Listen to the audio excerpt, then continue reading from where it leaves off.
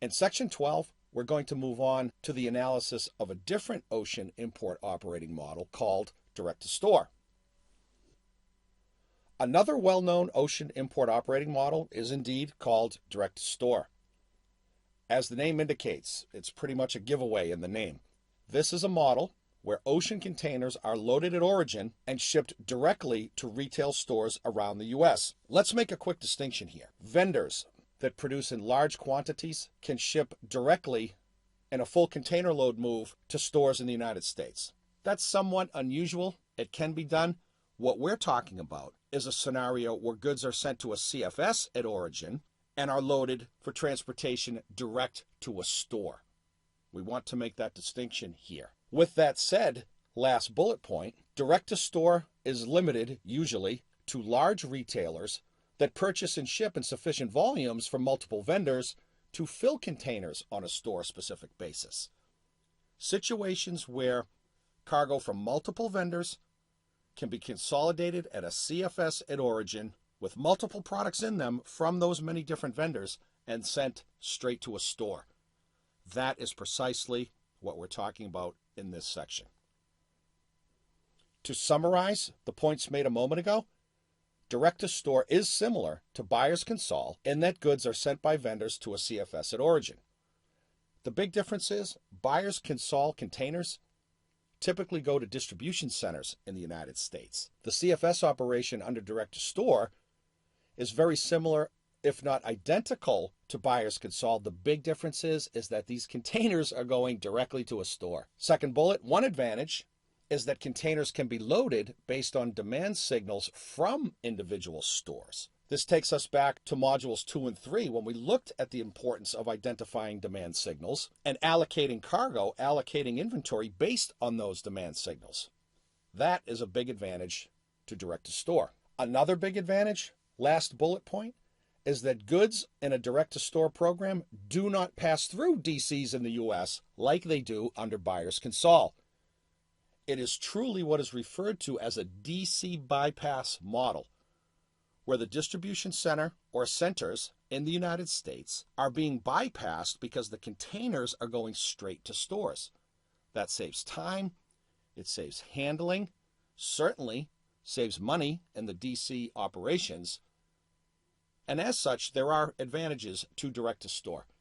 It is a fairly limited model these days because A, it's limited to large retailers, but also omni-channel distribution has changed the way importers move cargo because it's not just a retail store environment. It's importers that run retail stores but that have online sales, field salespeople out selling, etc. Direct-to-store is still out there, not as prevalent as it used to be. Getting back to this conversation on DC bypass, the potential is to reduce cumulative lead times because containers are not stopping at a distribution center. Operationally, let's continue to describe how this works, and we'll see the similarities between direct-to-store and buyer's consol, at least from a CFS operational perspective. These large retailers use a CFS to receive and decide upon how goods are allocated on a store-specific basis.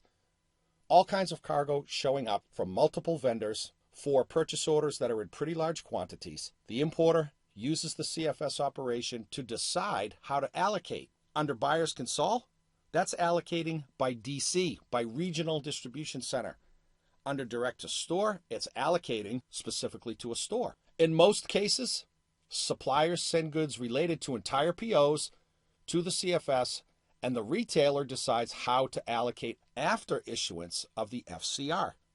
This is a situation where the decision on how to allocate is made after the goods are in the CFS. And naturally, the CFS has to have the capability to generate commercial docs on behalf of vendors that are a reflection of quantities of cargo in specific containers going to specific stores. Last bullet, essential to this operation are the technology links that exist between the importer, suppliers, the vendors at origin, and the 3PL/CFS operator. That was the case for buyer's consol, definitely the case for direct-to-store. When vendors send entire POs to a CFS under a single set of documents, the CFS must be able to receive split instructions from the U.S. importer. Very consistent with buyer's consol. It's the same story, really. And we did a whole section on this a couple of sections back. Does the importer send split instructions on POs to the vendor before they ship to the CFS or after goods arrive at the CFS? If it is the former, then the vendor has to do the documents based on the split instructions. If it is the latter, the CFS operator does that in conjunction with the vendor, because it's only after goods are in the CFS that the importer sends the split instructions. And then, second bullet, based on those instructions, the CFS will load store-specific containers with cargo from multiple vendors in different quantities. And to summarize, last bullet, much like the buyer's consol model, the CFS operator has to have the capability of creating commercial docs on a store-specific basis. As goods start to move in these containers, they're shipped out of the CFS. Containers are spotted and stuffed and shipped. Because ocean containers are being shipped to individual stores all over the U.S., it is common to see inland point intermodal transportation used. Transportation under a single bill of lading from a port of loading to an inland destination, maybe to a store in Cincinnati for merchandise coming out of Europe, and goods come in through the port of Baltimore and are transferred to the rail under a single bill of lading, taken inland. The container is picked up by a truck at the railhead and then taken to the store in Cincinnati. IPI. We studied this in previous sections. As one might imagine, this type of model requires a great deal of coordination between the importer, CFS, and origin freight forwarder for the tracking of inbound containers. This could be a good argument for the integration of CFS and ocean freight forwarding services. Last bullet, something to be aware of, the direct-to-store model typically creates a larger number of customs entries as well. When we are shipping on a direct-to-store basis, let us say that we have 100 stores in the U.S., and that's not a large number. Every store is getting containers. Every container is going to have its own bill of lading. There has to be a customs entry for every one of those shipments. Now, there may be more than one container on a shipment going to a store. That's a different ballgame. There still has to be a customs entry, whether it's one container or 5 containers going to a specific store. As such, there is a possibility that we will have more customs entries which have additional expenses associated with them. That's what we see in our sub-bullet point.